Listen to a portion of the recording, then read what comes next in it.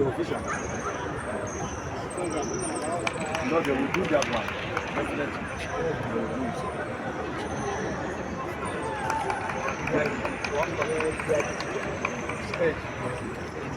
See,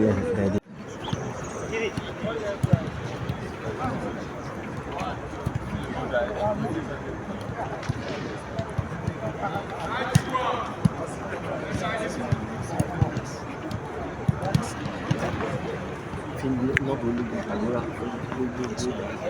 Come like.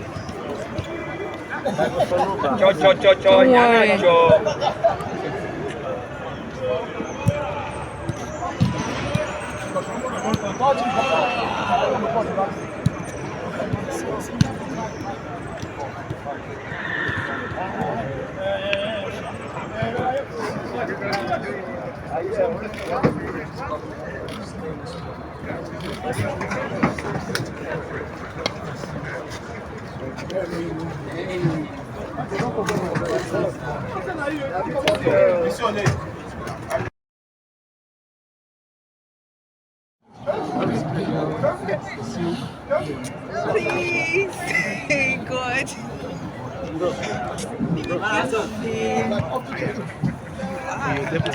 Yes, please. Someone call it. My phone is there. My phone is there.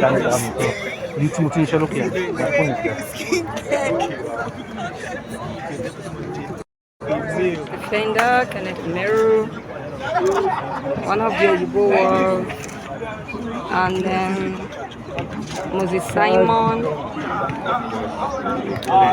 Yeah. Sure,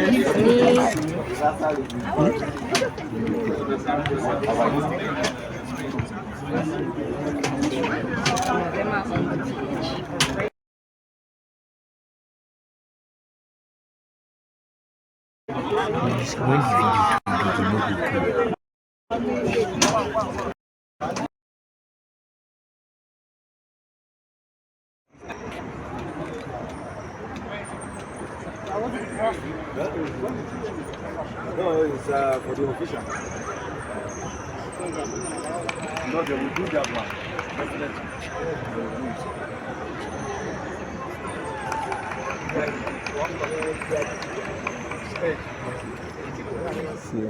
Super Eagles of Nigeria, battle ready there against the Jotas of Guinea. Welcome you on the show, 360 Sports on Trust TV. I'm Adeni Aji Shafe.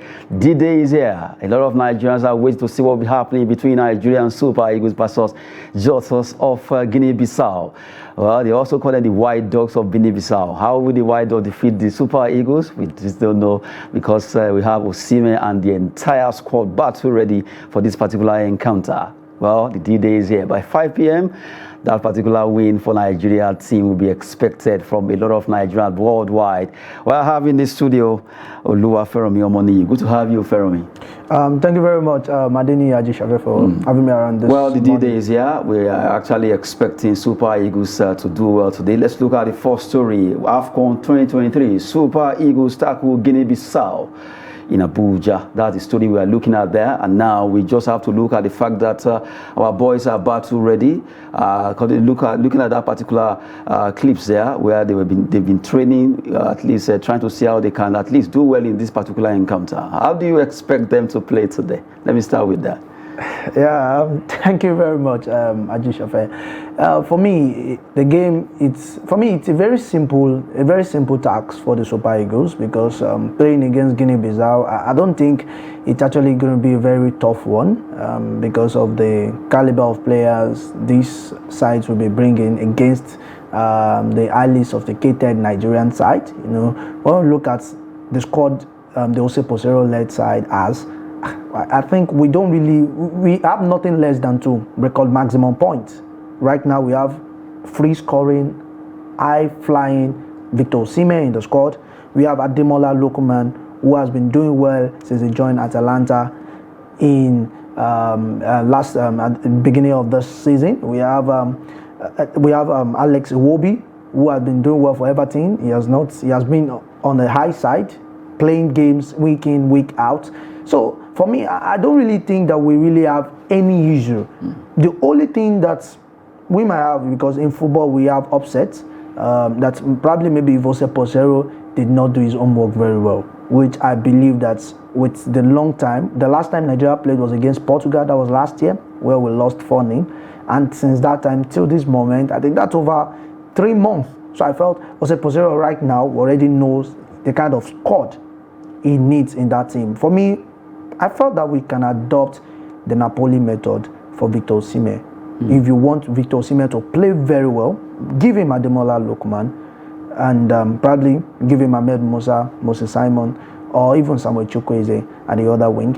And as well, get the midfielders might be the major problem we might be facing in the team, because when you look at likes of Wilfred Ndidi, he's not really that player in his A game like we used to see him, and not like even in the modern day 6 like the likes of Casemiro that we've been seeing in recent times. And also look at Oyenka, who is just recovering from injury, Alex Iwobi, Joe Aribo, who has lost, probably recently, has lost his shirts in Southampton. So if we get all those things together, for me, I felt that Victor Osimhen might even eat double hat-trick today. Now, when you mentioned we should do Napoli, Osimhen's Napoli style in this encounter, what do you mean? Because Ademola Lookman play in Atalanta. Yeah. And if you mention Ademola Lookman, you mention others. Why did you mention Napoli style? Yeah, for me, I felt that the Napoli style, that's the 4-3-3 formation. Yeah, actually, it suits Osimhen's style too. Yes, suits Osimhen's style. Osimhen will be able to get the ball, get a very someone get it from the wing, the Georgian player from Napoli. Varashkele. Yes, who helps Osimhen very well from the left. Okay, Ademola should stand in for Varashkele here. Yes. Okay. Yes, and then we have Ahmed Musa at the right wing. So we have. But I'm looking at Ahmed Musa's maybe the age, the competitiveness. Maybe he can come in the second half. And for me, over time, people have always been talking about the age that Ahmed Musa is old. But the speed is dropping, it's not as fast as he used to be. Cristiano Ronaldo is not running as he used to. Yesterday he played, scored 2 goals, a penalty and a free kick. But he's not the kind of Cristiano Ronaldo we saw 2, 5, 6 years ago. For me, the one thing I felt is that Victor Osimhen, Ahmed Musa is not too old to still be in the squad. However, we can still introduce fresh blood, but he's not. I don't really think that he's just too old to be in the squad at the moment. He is. I still believe he's the captain of the team. He still has that experience. 29, 30. Harry Kane yesterday became the all-time leading goal scorer for England. He's 30, closing to 31. So the age thing, I don't really think that's an excuse right now. If he can do it, definitely, I think. Let's give him that chance to prove himself again. Well, good one there coming from Oluwafemi. We're talking about the Super Eagles facing the White Dogs of Guinea-Bissau today. A big match, a big encounter there by 5 p.m. MK Abiola Stadium will be jam-packed with Nigeria that also support their own. It's been a while we've seen them after that particular painful outside or exit from the World Cup qualifier.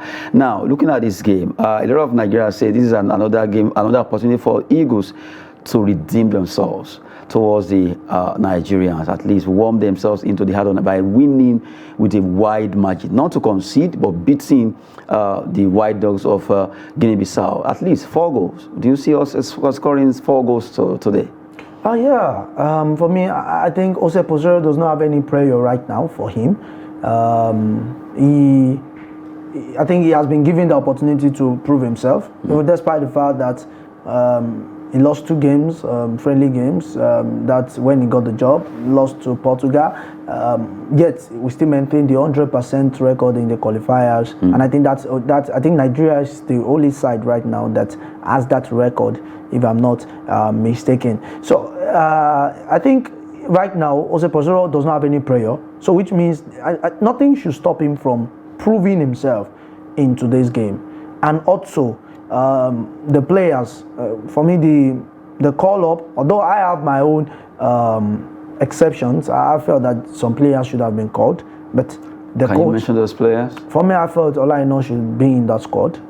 I felt he should be in that squad. I felt that Adeleye. Or maybe because of Lionel got injured and to some extent, Yeah, but I still felt that he should be called because I know what Lionel can do when it comes to attack, when you put the attack from the right. So I felt he should be called to that team. For me, Adeleye from Israel, the goalkeeper from Israel, I felt you should have given him a chance to prove himself. He has been called once, so I felt nothing stops him from being called to the team, to the national team. And also the Daniel Bameyi, the under-20 players called. For me, I felt it's not really necessary. They actually picked 2 players from the under-20, yeah. and Neil Boso, the goalkeeper, and also Daniel Bameyi, the defender, and also the captain. The 2 being included in this squad. Some people are saying, well, it's too early. They should have allowed what we have under 23. We have players that could have taken their position, and looking at their performance at the under 20 AFCON. Well, would you say that they really deserve to be given this opportunity? For me, the national team is not a place where you do try and error. It's a place where you have finished goods, you have finished product. It's not a place where you want to give encouragement to players. That's why we have the age grade group tournament and teams. That's why you have the under 20, under 23. You have the home base Eagles. You have, and the reason for all these things, I felt it's just for you to do the assignments, to do the trying, to make the mistakes, to do this. It's a national team, for Christ's sake. It's not. I don't think it's not just a club. It's a team where it's the face. If anybody wants to, if you go around the world and you want to, okay, who are the national team of Nigeria? Nobody's going to mention under 20 player. Nobody's going to mention under 23. What comes to everybody's minds is that, okay, do you know Victor Osimhen? Do you know Alex Iwobi? Do you know Joe Aribo? Because these are the national team players. These are the face of Nigerians, millions of Nigerians. So bringing Daniel Bameyi, for me, I don't know what Coach Jose Pasero saw in the guy or what he had seen in the guy, which is kind of weird to me. It's kind of exceptional. Shocking. Yeah, shocking. Yes, let me use that word, shocking, because I don't know, because we saw the under 20 games. It wasn't that he was even being the captain. Now let's start with the leadership quality. It wasn't that maybe his leadership quality was top notch. That, oh, let's say because of his leadership quality, let's bring him to the team. There are some players that even if they can't play well, you can say, oh, their coordination, the way they approach, the way they talk as a captain, okay, let's bring him to the team. But that's not even there. So why is this guy in the team? Under 23, the Olympics team is there. The 23 is there. Give this guy time. Let him get himself. Because one thing I've learned over time is that when players like this are being called, these things get into their head. They jump. They skip that process of learning, and before you know it, they fade away. Although in developed countries, we've seen where 18-year-old 19-year-old players, they get called up, Mbappe being called up, playing in the national team, doing well. But we don't have that kind of process in Nigeria. So for me, and even now, let's go to his credentials. Let's look at his CV. For you to be called to the national team, you just played for Yom Yom FC. Yom Yom FC. Where is that club located? Where is, even okay, aside from... well, let's just leave Daniel Bameyi aside. Let's look at the entire squad. Super Eagles. We know that to some extent Nigeria may not be too happy with their performance lately, but do you see this particular match as a means for them to at least make a lot of Nigerians smile that, okay, we've got our Super Eagles back? Like I started this morning, that we don't even, I think draw is not even an excuse for Super Eagles. They should win and win big. This game is a simple game for me, playing against Guinea-Bissau. Is it that you are underrating Guinea-Bissau, or you are looking at the size of the country? I'm not actually. I'm not underrating them. Because when you say simple game, believe you me, I saw the game that Nigeria played against Guinea. That's under 23 Olympics. They really gave us a good run for our money that day, 2 days ago on Wednesday. It was a match that a lot of Nigeria expect our team to win, but it turned out to be that Guinea became right Nigeria now, even on and we became Guinea. You understand? We turned it around. We actually flip it there. We changed our position. The way they played us here in Abuja, the way they play Nigeria, like one of the person being interviewed said, they will unleash against Nigeria by the time they get to Guinea, because nobody expect them to play that way, and they did extremely well against Nigeria. So now calling this match a simple game against Guinea-Bissau, we should not underrate these guys. We shouldn't. Yeah, thank you very much. Let me take that word again. It's not that maybe I've said that, okay, it's a simple game. Nigeria, or Posero is not going to start with his quality first 11. That, okay, let's just go with anybody. No. But what I mean is that this game should not cause havoc to Nigeria. That's it. That even if these guys are going to play well and we are going to applaud them after the game, we should, there are some games where you're going to lose. And everybody's going to do that. No, these guys played, but they were just unfortunate. That's in football. We've seen games like that. But there are some games where even if you win, it's just because those guys just override them. They were not even exceptional. So for me, I felt that with the caliber of players that we shouldn't be playing against Guinea-Bissau and be scared. Okay. That's for me, one.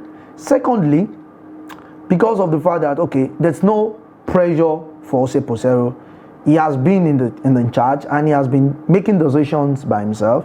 I felt nothing should hinder him making the best selections of players that is going to play today's game. So these are my two conditions. And looking at a couple of players, individual performances, individual talent in that squad, that I felt that, okay, naturally these guys, having them in this team, they can actually secure a minimum of 2 goals. Now, looking at this particular game today, a lot of attention will be on Victor Osimhen.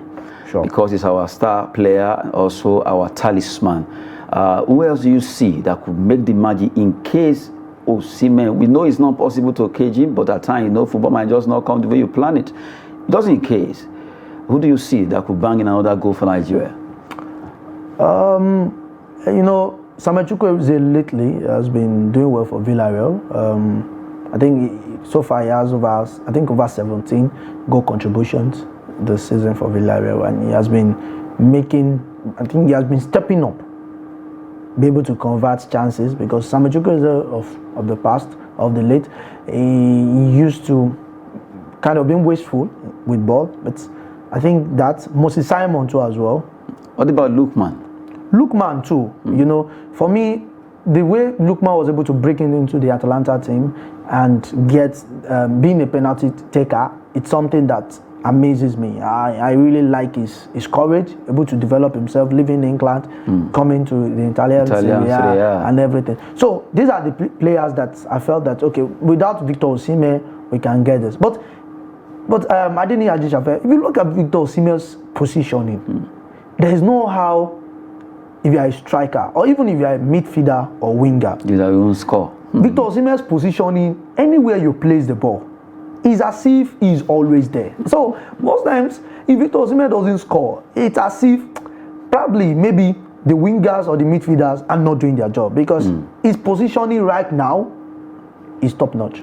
His positioning right now is tough. No, he's talking about Victor Osimhen there, the man that a lot of people are right now watching to score today. How many goals will he be scoring? What will be happening concerning that game? A big one between Nigeria and Guinea-Bissau by 5 p.m. MK Abiola Stadium will be the right place to be. For Victor Osimhen, Nigerians are waiting, and also the entire squad to make us proud again that our team is actually back. Now we move away from that story. Let's look at some games that were played yesterday in the AFCON qualifiers quickly. Some result: Madagascar lost against Central African Republic by 3 goals. Ghana beat Angola. Algeria 2, Niger 1. South Sudan 2, Congo 1. You have Zambia defeating Lesotho Lesotho by 3-1, and Gabon also they pipped Sudan by a lone goal. They are just giving you updates concerning those matches that will actually play across Africa in the race for the Africa Cup of Nations coming up in Nigeria between us and Guinea-Bissau later today. Well, let's flip it to the European side. European 2024 qualifier. England beat Italy as Harry Kane break England's goal-scoring record. This is a good one for Harry Kane. Actually, they were 10 on the pitch, and they were still able to do it 2-1 against Italy. For a very long time, I think since 1966 thereabout, they've not defeated Italy. 61 years. But right now, at the Diego Maradona Stadium in the city of Naples, they defeated Italy there. Harry Kane has been able to break the record of Wayne Rooney. 56 goals now. I'm so excited for him. You know, he's one of the players. I think one of the consistent strikers we've seen in Europe so far. You know, every season is always on. He's always setting the ground running. Since he started, he has always been running, and he has been making impressive performances. The only thing is that many people have always said that Harry Kane, leave your shell, move to another place, get trophies for yourself and everything. But he has always been comfortable with Tottenham, and regardless of the fact that Tottenham is not even there challenging for trophies, he himself has always been there getting the golden boot as highest goal scorer in the EPL. And as the captain of the team, you will know that these are one of the things where you always respect Harry Kane. He's always there to deliver where it matters. Don't forget Italy and England, they played the finals together. They lost, but you always see that quality, and I'm glad that they're getting themselves. But it's quite unfortunate that Italy, who were the European champions some years back, are not there. They are not giving us that vibe. It seems I noticed something. Despite the fact that we know English press also they hype their own a lot. Definitely, it's like if an English player is playing at 40%, they hype that player to 70. But right now, the hype seems to be working with the performance. I think I'm looking at English players now. They seem to be having that cohesiveness. They are working together as a team, compact, performing, getting closer to the hype being given by their press. Yeah, for me, if you look at the England national team, the Three Lions, if you look at the players they have there, okay, who would say that Bukayo Saka of Arsenal is not doing well? You know, even if you hype him, you know that he's not a lazy player. He deserves the hype. He deserves the hype. Look at Jude Bellingham of Dortmund. These are players that they've been able to show that they really worth yes, they really worth that media boost given to them. So look at Kieran Trippier. Look at Luke Shaw. You know, these are players that you know that okay, these are the next generation. Calvin Phillips. You know, next generation of the youngsters that England. Sure, nearly caused them a problem yesterday. Yes, because and for me that's something again about Shaw. When you start frustrating Shaw, definitely you he gets angry and he gets angry and he lost it. Yeah. So, but one thing again is that Southgate has been able to identify young players that we felt that when the likes of Harry Kane they retire and they leave, they won't have a problem trying to raise new talent. They already have them waiting. Look at Ivan Toney, even still on the bench, he has not gotten yet. So these are the players already that England already has, that they are ready to cause havoc against anything. Well, good one there. We're talking about Italy and England. England winning that game 2-1. One of those goals coming at least courtesy. You look at Harry Kane. Harry Kane really did well. Right now, let's talk about 2024 European champions. Some games that were also playing in Europe. And let's look at the result there. Italy, yes, I mentioned it earlier, 1-2 against England. North Macedonia 2, Malta 1, Slovenia 2, Kazakhstan 1. Denmark did well, 3-0 against Finland in the battle of the of the team from the ice place. Well, San Marino 1, Northern Ireland 2, Bosnia and Herzegovina 3 against Iceland. Liechtenstein, they were defeated by Portugal 4-0. Ronaldo scoring the brace there. And you have Slovakia against Luxembourg ending 0-0. Ronaldo's goal, that freak was fantastic. You know, I think was it this week? Yeah, for his club, he scored a 35-yard, and you're like, wow, yeah, this is I think the man is just back, getting himself back into. The man is back. Talking about Ronaldo now. Before we wrap it up, let's talk about Bayern. News came out, even though I tried to check it from Bayern's angle, they are yet to announce, but they've agreed to. They decided to sack Nagelsmann, Julian Nagelsmann, with Tuchel to take over. That news has been trending since yesterday, and really, if you from the way it is, a lot of shocking news there because people were like, "Well, this guy, what happened?" I don't even know what the agenda for him sacking him. Because he's not doing bad. This guy defeated Paris Saint-Germain in the Champions League. So I don't know. Every club always faces their tough time. Graham Potter is still in Chelsea. Nothing has happened. Everyone has not fought, despite the fact that they spent so much. They bought players. Yet Chelsea have not left the fence position.